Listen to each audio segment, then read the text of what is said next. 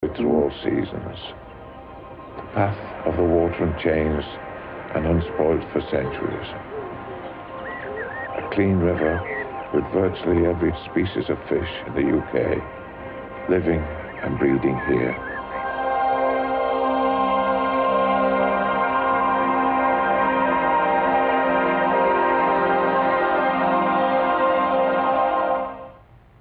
Nature is made possible by public television stations, your gas company, and the gas industry, meeting America's future energy needs by providing abundant supplies of clean natural gas for this generation and for generations to come.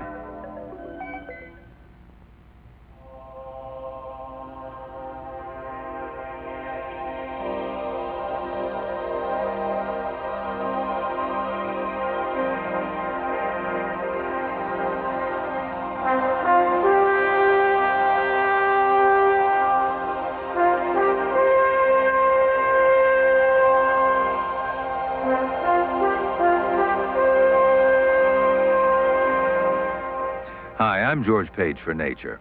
In our urbanized society, most of us find ourselves living in asphalt and concrete canyons, isolated from the rest of the natural world. To rediscover our kinship with nature, we must travel to wild places like this in our leisure time. But even today, there are a lucky few whose daily lives reflect a time when man lived closer to nature. One of these is the river keeper, whose way of life is still preserved in parts of England. Inheritor of a centuries-old tradition, the keeper is caretaker of all the countless animal lives tied together by the river's downhill rush.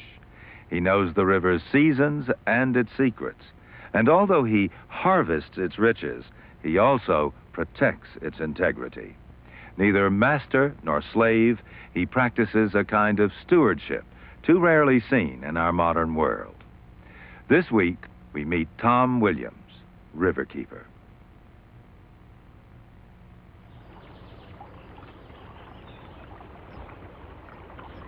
A kingfisher, a flash of blue that intrudes into my thoughts.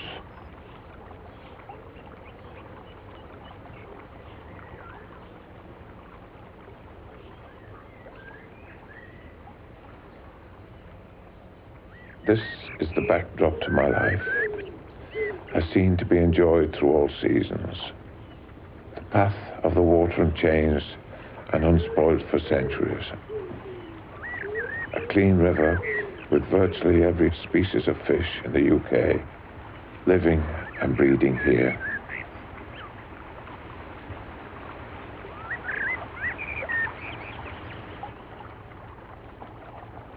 For Tom Williams, this stretch of the Avon River in the south of England has become almost a part of him. Its waters and the creatures they sustain have been the heart of his working life for a quarter of a century. The foundation of his great love of the outdoors lies in the seasonal rhythms of this river. He looks upon it almost as his own.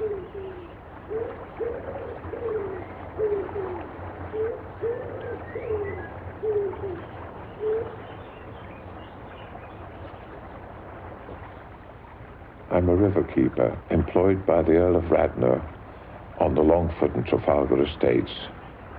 Lucky, for watching fish bends the mind into reasonable paths of sane and tranquil thought. We have to make an effort for our living, that every need is brought to them by the stream.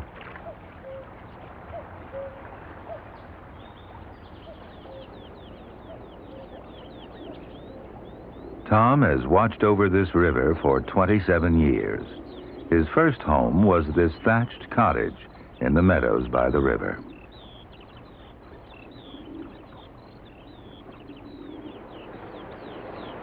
Now I have this wonderful house for life, with a mill pool and my own tame fish.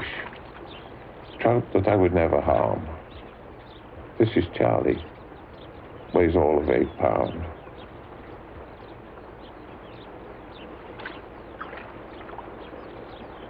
Before the war, I worked with my gamekeeper father in Lancashire for 10 shillings a week, probably as low as any keeper can be.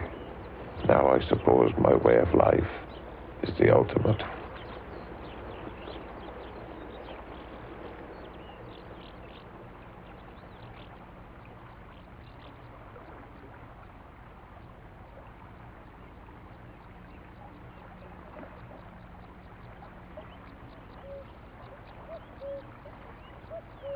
My life has been a countryman's delight, drifting through watercolours that haven't changed for 1,000 years, responsible for the 6 miles of the Hampshire Avon, formed by 5 rivers running off the chalk of Wiltshire, flowing into the sea at Christchurch.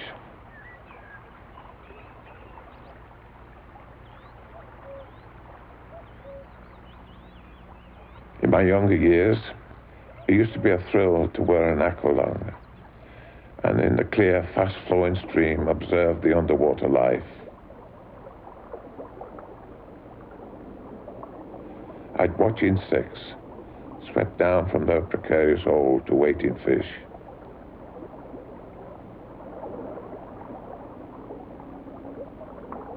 Most of us have our likes and dislikes, and the chub comes low on my list, for its appetite extends to all river life. But a shoal of roach, bright-eyed and red-finned, come close to the top. They are a delight to the eye, even though their life is often shortened by the predatory pike.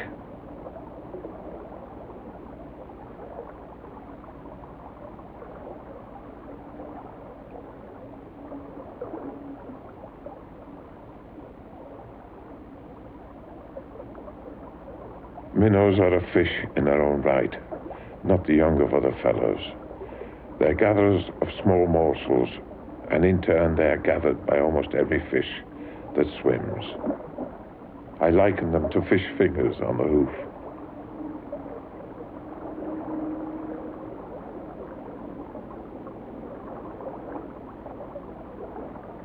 I always think the inquisitive perch is magnificent. Dorsal fin erect, like gun dogs of the underwater world, nosing into the weed in search of unwary minnows. When I first go underwater, it's the perch that's first to investigate. What's in it for me attitude to the disturbance.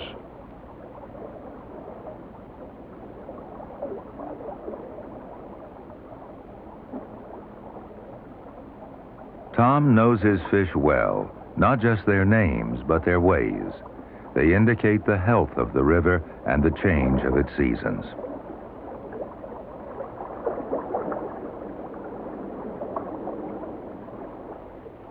Autumn comes to Hampshire County and Tom's River.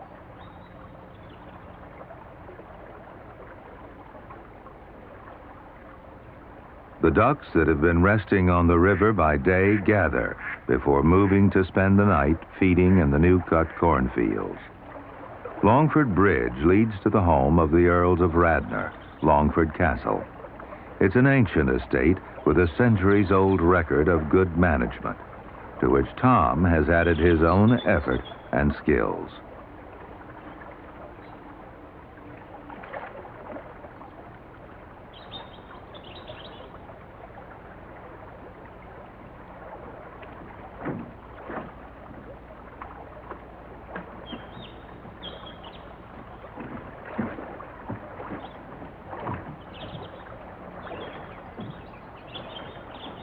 As he makes his rounds, Tom looks into clear waters, observing the seasonal inhabitants of the river.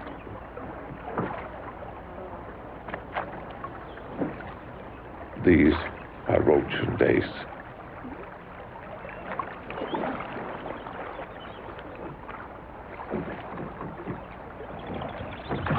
The engine on this boat is Mike Trowbridge, who started his river keeping with me when only 15, and with a break in the Marines, has been with me ever since. Ospreys follow the north-south path of the Avon on their migration from Scandinavia or Scotland to the winter home in Africa.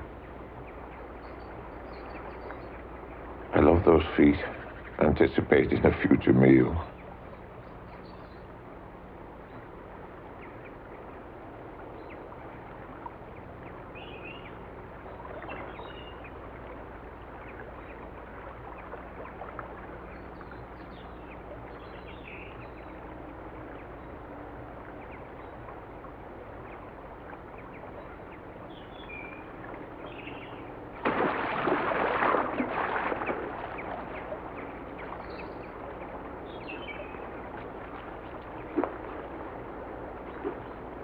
He appears a little inexperienced. Must be a young bird, for I don't think an adult would have been empty-clawed. He flies off into the mists of autumn, with the river gaining in power from late summer rains.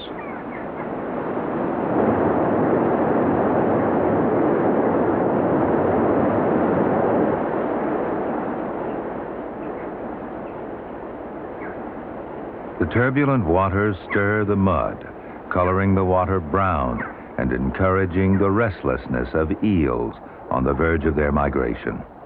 They wait for the dark phase of the moon and this cover of clouded water before slipping away toward the distant ocean.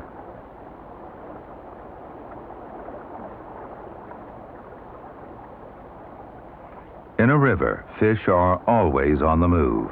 It's a highway up and down the valley. This eel follows a path leading from the chalk hills of Marlborough to the deep Atlantic. But like many, it may not reach the mouth of Tom's River.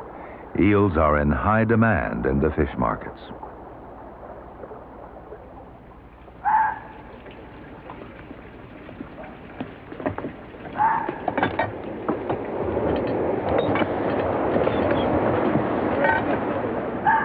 On this night of nights when eels are on the move, flood hatches are closed and the eel trap hatches are opened so that the water is fed into a giant colander.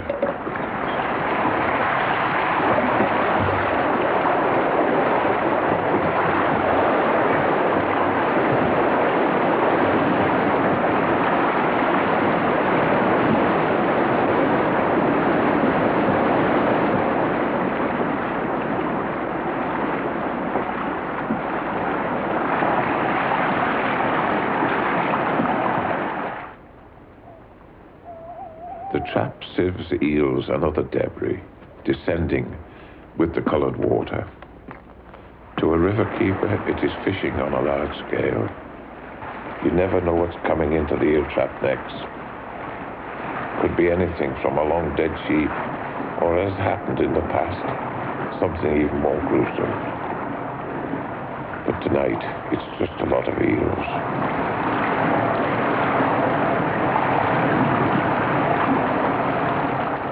Eels from the Avon average 2 pounds, though some of 5 or 6 pounds do appear. But river keepers are no different from fishermen in their inclination to exaggerate. The trap upstream was boasting of catching 10 or 11-pound eels, and we in turn tell the story of catching an oil lamp, which was still alight. We agreed that if they halved the size of the eels, we would blow out the lamp.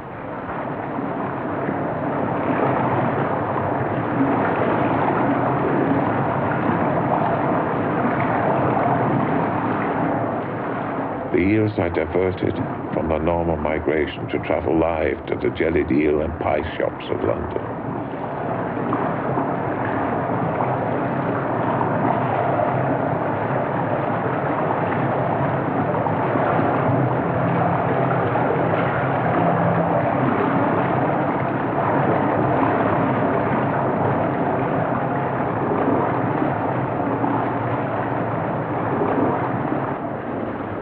Some of the eels do continue downriver on their October migration and on the way past salmon, still with the silver of the sea on their flanks, moving upstream to spawn. They aren't very obvious at first, but a consummate eyes have the ability to see through the surface film, something that some townsfolk find difficult.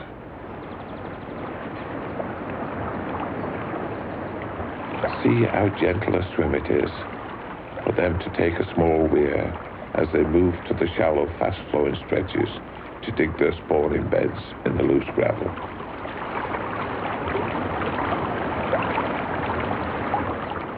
And because this place is vulnerable, wires are stretched across to hinder the poachers. Lack of vigilance in the past means many salmon have ended up in the surrounding villages, eaten with chips, and why not? For when a countryman is hungry, the river provides.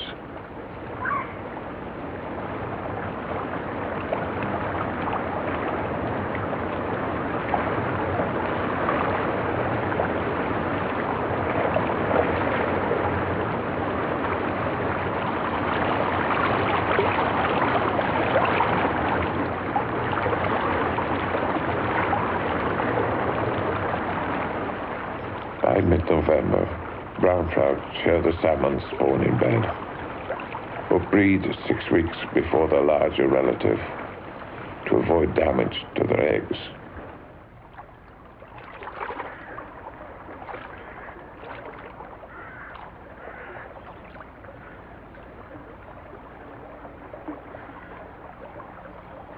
As is usual in nature, the hen does the work while the cock stands by looking important. Almost a replica of our own lives, I fancy. She lifts the gravel and puts it behind her, lays the eggs, and the male mingles milk to fertilize them.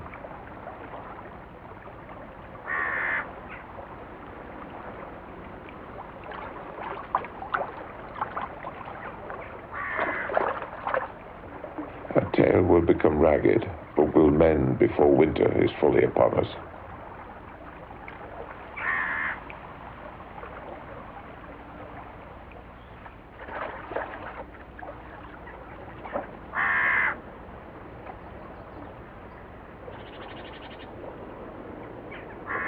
The bittern seeks the shelter of the Hampshire Avon to escape the cold winds in East Anglia.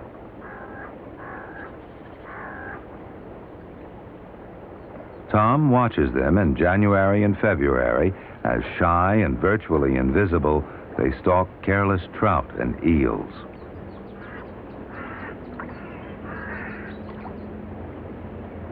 When they vanish in the spring, he knows they've left on their summer migration to the north.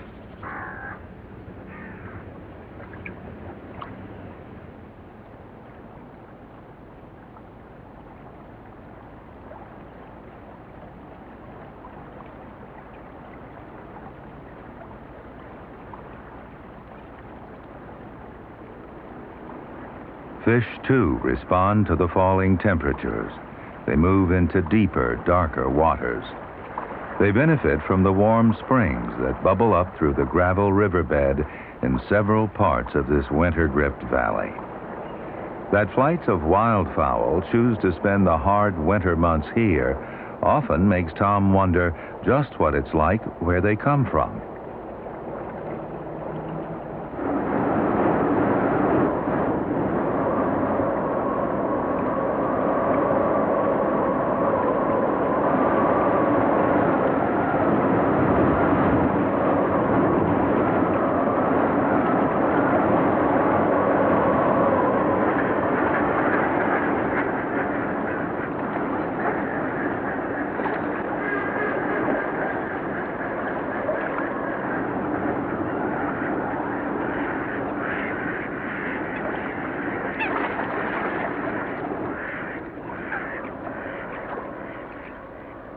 This coot lives here all year round. New arrivals are a threat to its survival. The limited amount of food available must be divided among the increasing mouths.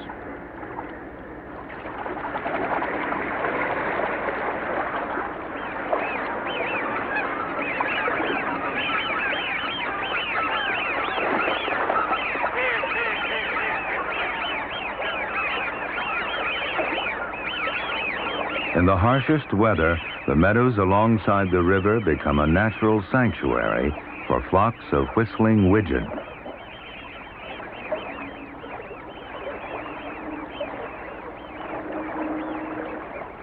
The meadows are kept more or less ice-free by the same warm spring waters that benefit the fish. The waters spread out over the fields through an ancient system of carriers and drains, built 4 centuries before Tom Williams came to know this river and its inhabitants.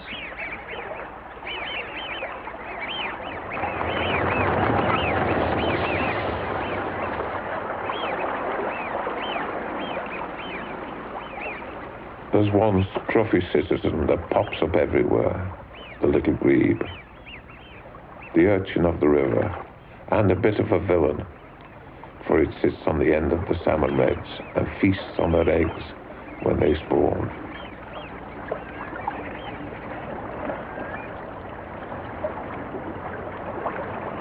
A sudden thaw sends the river over its banks and into the woods.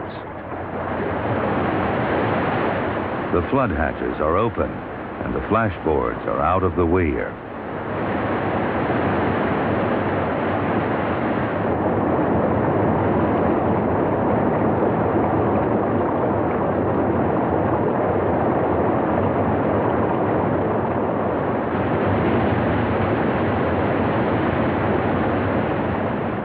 Salmon, exhausted after spawning, are swept rapidly back to the sea. Unlike their cousins in the Pacific, Atlantic salmon can spawn more than once.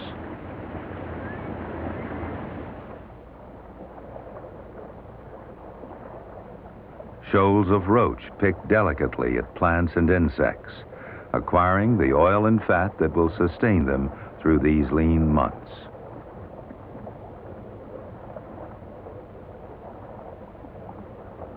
They prefer to feed in this colored flood water. Perhaps it gives them an air of security, but the combined senses of the shoal are forever on the alert for danger. In such cold winter conditions, the shoal ambles from one bit of cover to another, conserving energy for more strenuous times.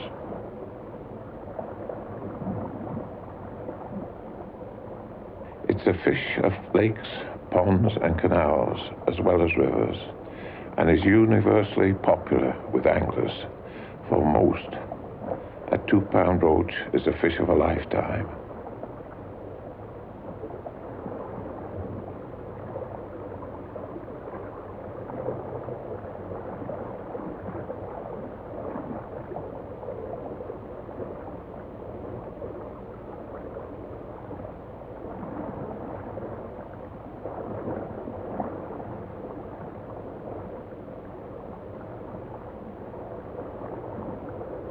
Wider-ranging chub often swim with the roach, for their tastes are somewhat similar, though chub do include young roach in their diet. The cold makes all fish lethargic, very much as above the surface, where the river keeper is likewise affected.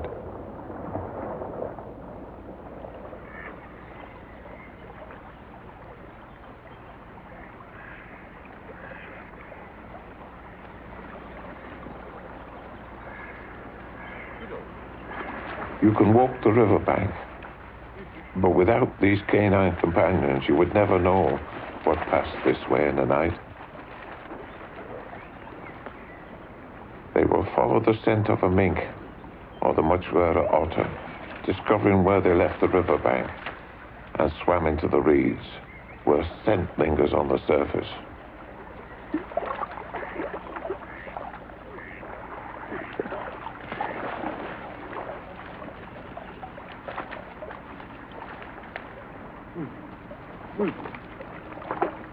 The dogs once found a freshly dead snipe with an 8-year-old ring on its leg. In a river valley, it's only the keeper and perhaps his dogs that survive a similar length of time. Come on, bird.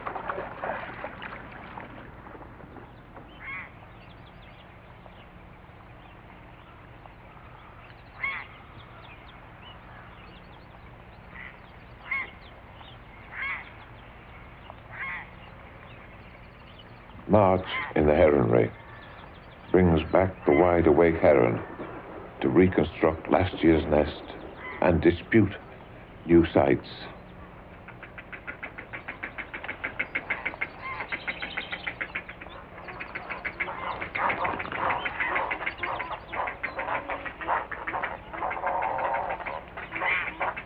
As the chicks in the nest grow, the love-hate relationship twixt bird and riverkeeper is renewed.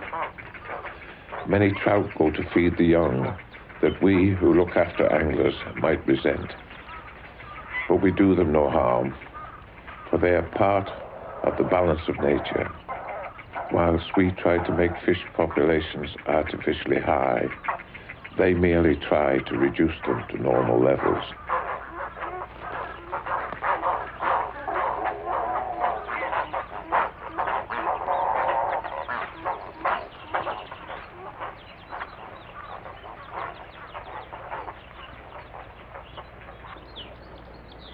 Oh, to be a riverkeeper now that spring's here, for we get that first real scent that winter is behind us. The sun grows warm, there's a slowing down of flow and an increase in water temperature, encouraging me out of hibernation to await the first big fly hatch of the year. These are the kind of caddisfly fishermen know as granum.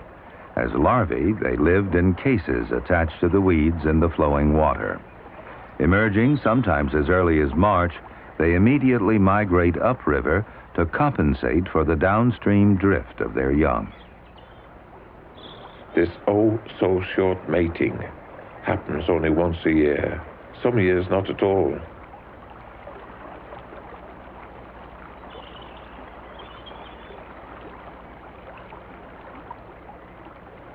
They have to lay their eggs on vegetation underwater, but have difficulty breaking the surface film.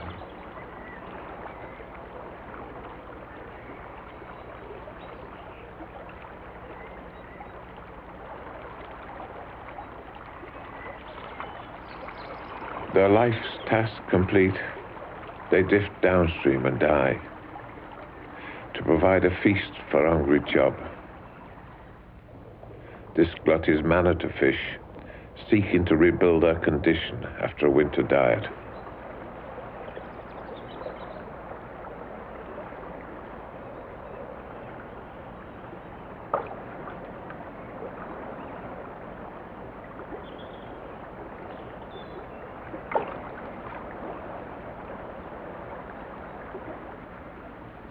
But surface-feeding fish compete with surface-feeding birds. Grey wagtails are a fast-flowing river bird and find plentiful insect life here to feed their young.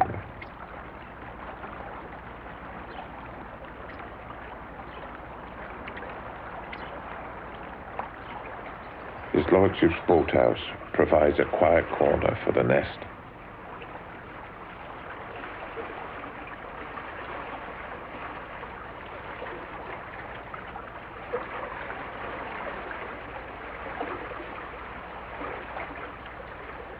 Eight young is fairly typical and guaranteed to keep Mum and Dad busy as they compete with other insect eaters recently arrived from Africa.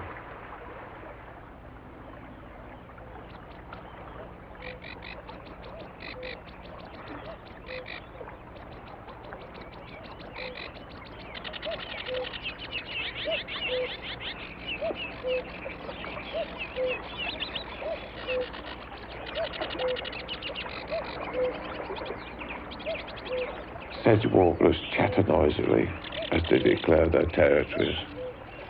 Their clamour giving me a real feeling of spring. Then pike spawning confirms it.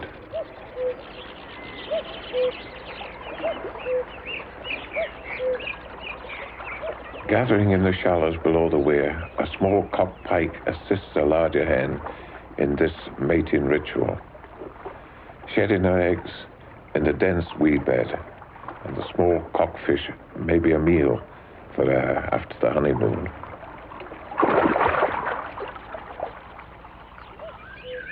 Over the years, you get to know where to see fish and how to look.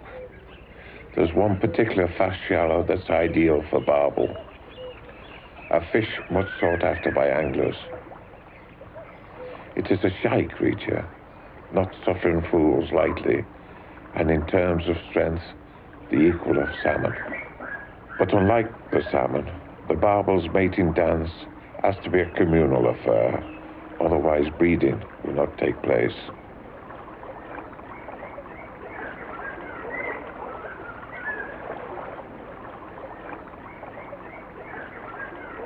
I have a sense of possession for these barbel, for we brought these other parents from the River Kennet to Hungerford 25 years ago and stocked this stretch. Since then they've thrived. Those pale patches are where the barbel are spawning. As their eggs expand in the water, they become adhesive enough to stick to the gravel, a necessity in the fierce current that these fish favor.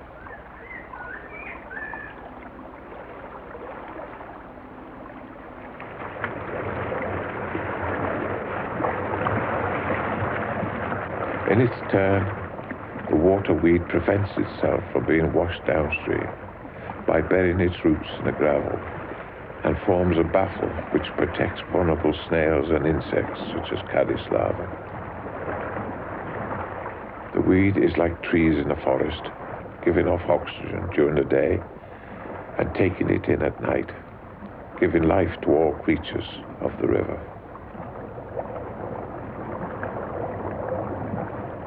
The surfaces of the weed are covered with a layer of plankton, which is constantly washed downstream, food for all in the river. One of those who benefits most is the ever-present minnow, a lover of the well-oxygenated shallows and most numerous of all fish, perhaps the most important in the Avon, for in its various age groups, it's taken by every other fish.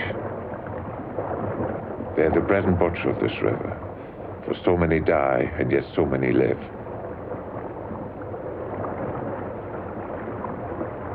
In mid-May, they gather into large shoals and like a thick rope move upstream to spawn. They could be said to be miniature salmon, seeking out the rapids and even swimming up small falls. They have a very short lifespan, 3 years at the most. So maybe to compensate, they spawn 2 or 3 times a year.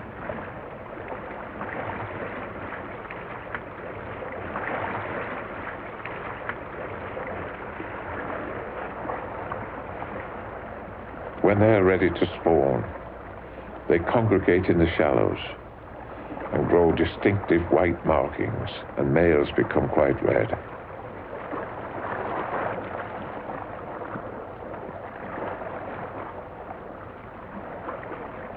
Their eggs are unusually large for the size of the fish, so they lay comparatively few.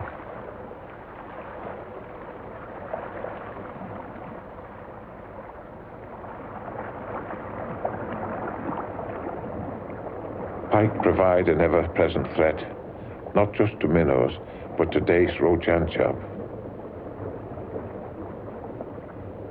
This particular roach is showing signs of spawning garb.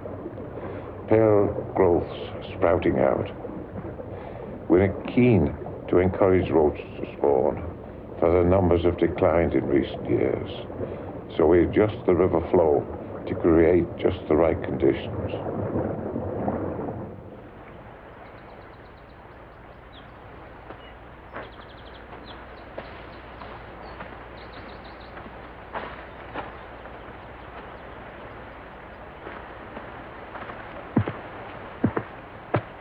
Tom must maintain the water level upstream, so these hatches are closed once the flow of the river slackens.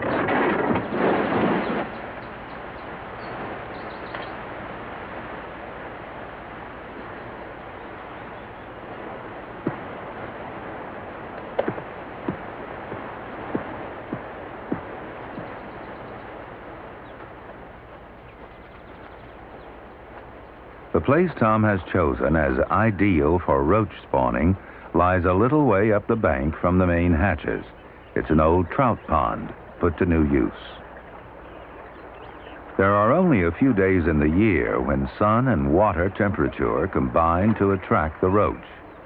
Fontanalis weed, gathered from the weir and stapled to a board in the strong flow, creates the ideal conditions for egg laying.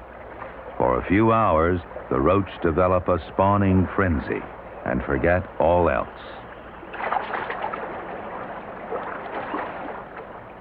They have deliberately moved upstream too, so that their fry are less likely to be washed into the sea.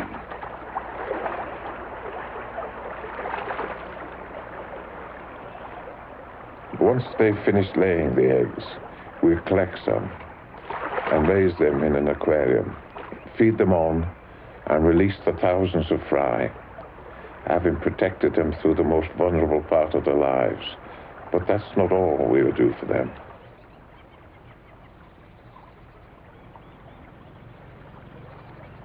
We'll stock the roach into backwaters which flow into the river proper, and, in order to improve their chances of survival, remove some of the pike.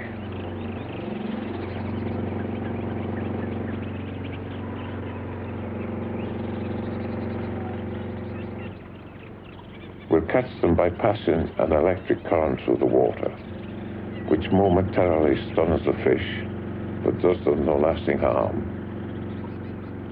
These are roach we stocked last year, but all the fish are affected briefly. That's a 3/4 pound brownie.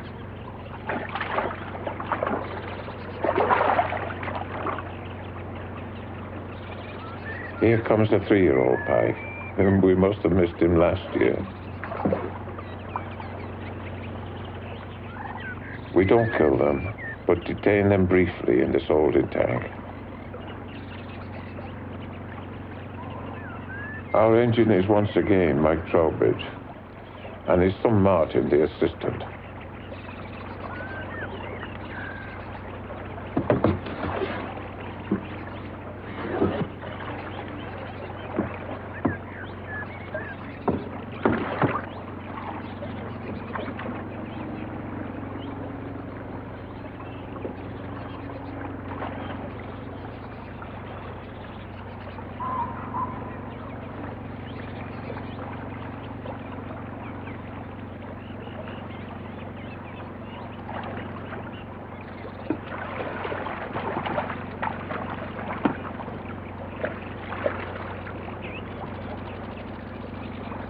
That's a 5-year-old, a fine-looking female, not far off spawning.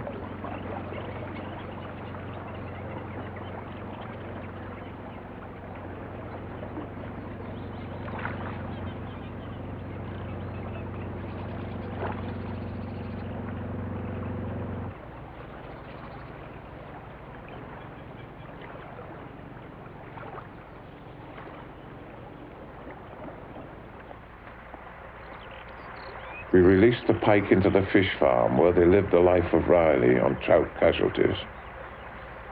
But I don't suppose they appreciate the change, despite their assured diet. For here, they must search for their food rather than wait for the river current to bring it to them.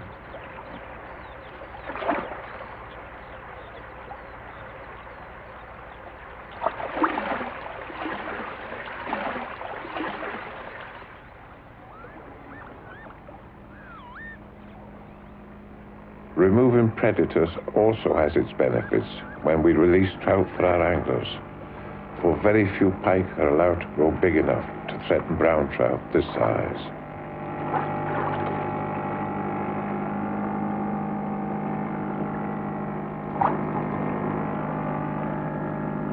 It takes these fish 2 or 3 days to settle down, to get used to the fact that the man with the feed bucket isn't visiting 3 times a day. Then they'll feed on anything that comes into their vision, even if it's a clumsy cast fly on the end of a line. These conditions are the happy hunting ground for anglers we term fishmongers, who will stoop to devious methods to take their limit. or even more, ignoring the beauty of the fish and the sporting spirit of a true countryman.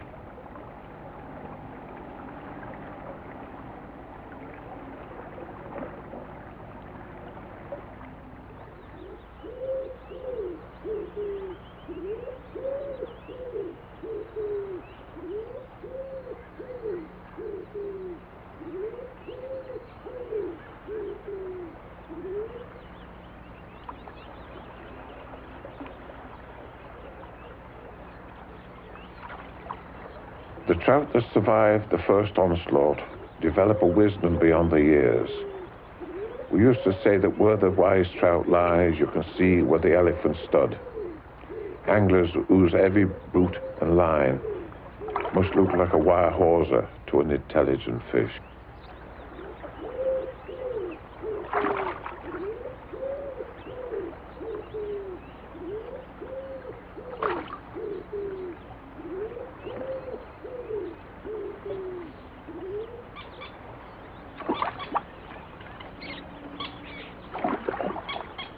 The coot and the moorhen, like the trout, eat insects, amongst other things, and compete, but not on friendly terms, particularly when young moorhens have just hatched.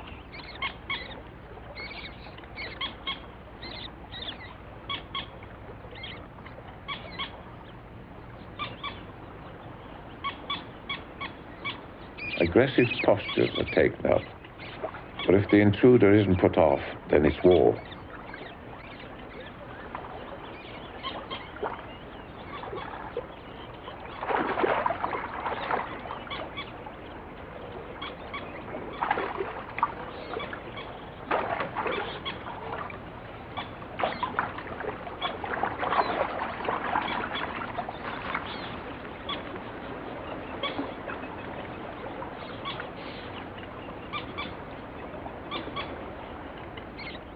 You must admit that the moorhen is a great cause of commotions, whereas the coot is normally a little more docile.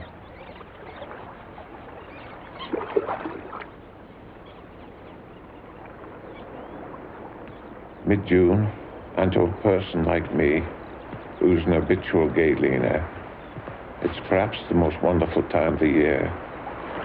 We've been without rain for so long that only the chalk hills above us, holding a reservoir of water, keeps the river alive. Low water washes no soil from the bank or bed. Sediment settles and water clears, so the beds reveal like a giant aquarium. Fish drift sideways as you approach, seeking to hide in the weed.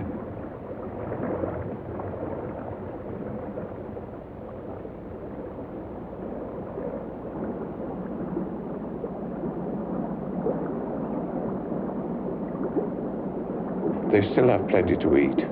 Algae coats the stones and is eaten by minnow and caddis.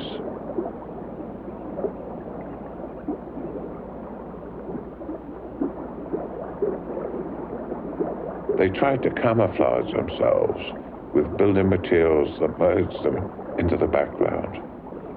But this isn't always successful.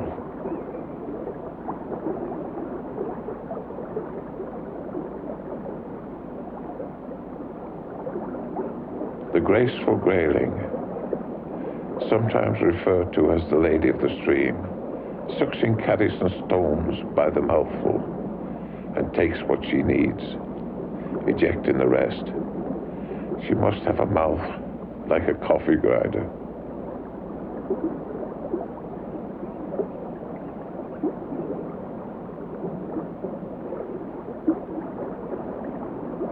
A large dorsal fin is used like a sail of a yacht, assisting her against the prevailing current.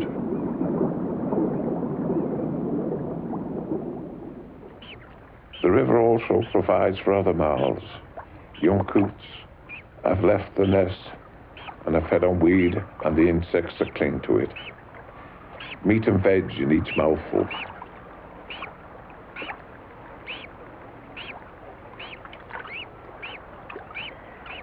There are swans on Tom's River, too.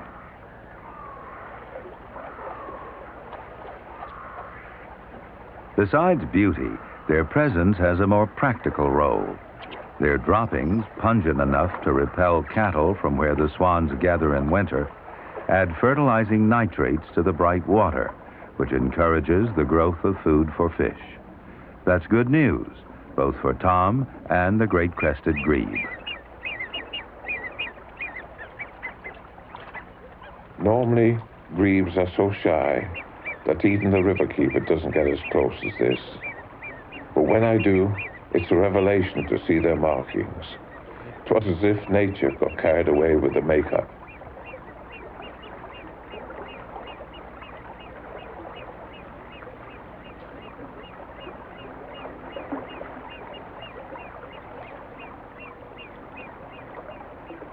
The cockbird provides most of the food for the chicks.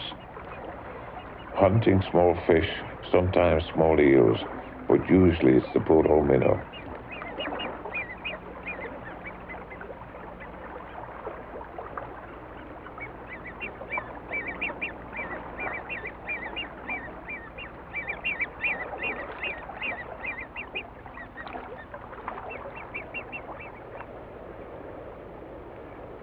Though I'm not a keen angler, I make an exception for His Lordship's dinner table. Salmon that have moved up in the spring seek the shadow of overhanging trees, or in this case Longford Bridge, and there they sit under the middle arch, almost comatose, waiting for their eggs to mature for a winter spawning. If their minds are capable of considering the future, let's give them a reminder of the past. Their food at sea includes the prawn, so we'll test that memory. This must surely be an angler's lucky dip, or unlucky. You never know whether there's a fish there, and, if so, its size. It could be anything from 6 pounds to 36. You can't see the fish and he can't see you. See, we've hooked the bottom, and you tighten on the bottom. And you can come up with anything from a bunch of weed. Oh, whoa, whoa, whoa, whoa, it's moving. Something else. It's a fish. He's a good one, too.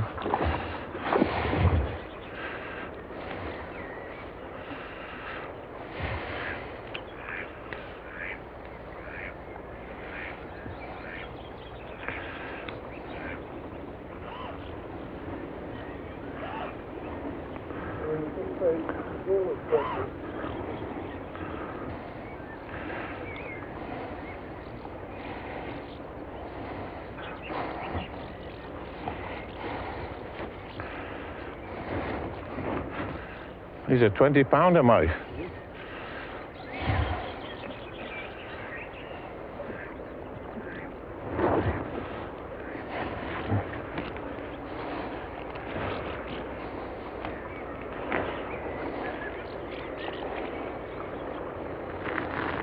He's coming up onto the far side now.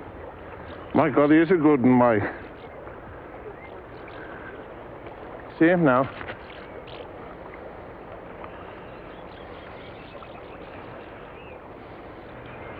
Yeah, he's hooked all right, in the right place.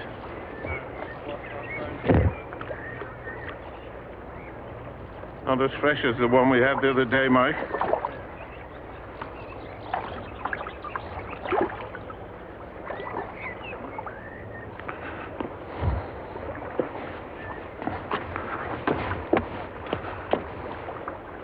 Fishing is a great class leveler. We have anglers from dukes to dustmen, from layabouts to lawyers.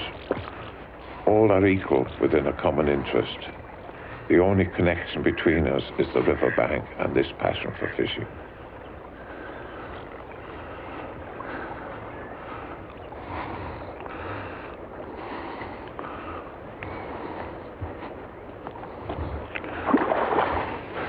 Oh!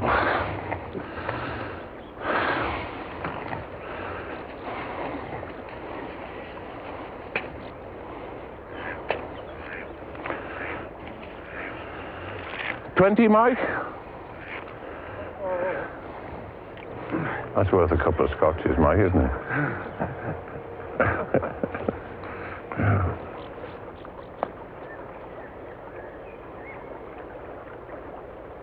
This fish that returned to the place of his birth has brought its richness from the ocean. It seems a shame for its life to end like this, but it's a legitimate part of the river's crop. 18, Mike. Yeah, there it goes for me.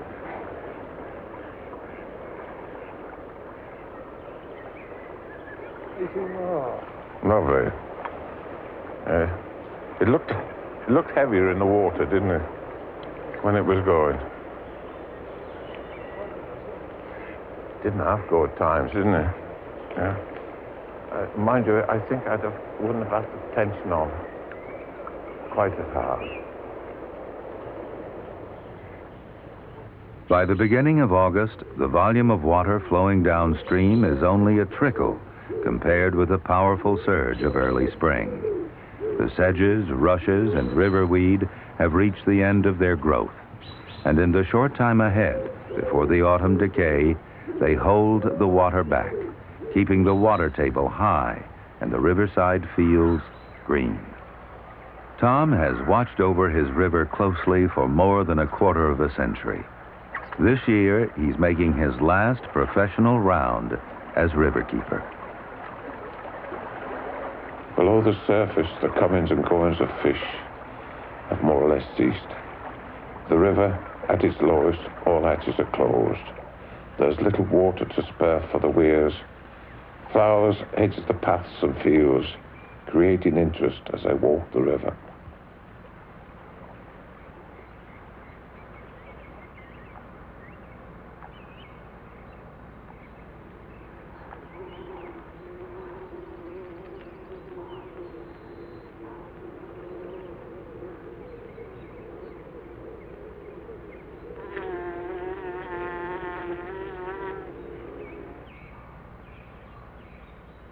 In the shallows, this year's half-grown minnows mingle with the fry of other fish, providing a ready feast for predators preparing for the winter.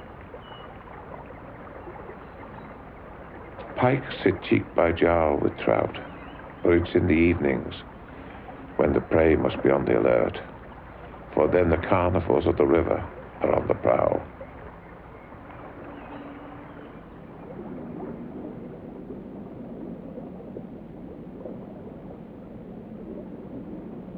Perch move out of deeper water to hunt minnows.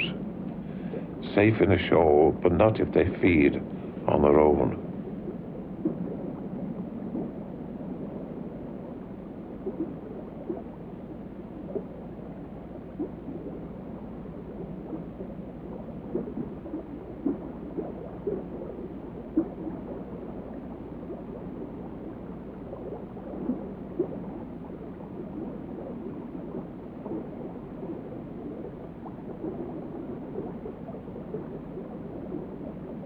It got away, but not for long.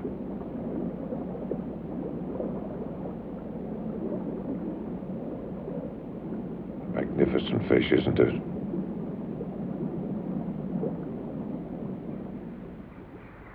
Autumn, back full circle. The year on the river ends or starts again.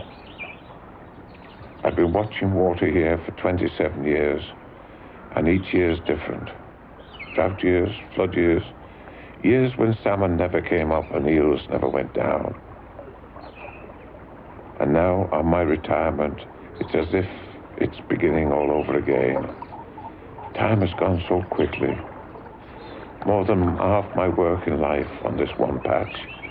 But each day, there's been something new. And it hasn't ended even now.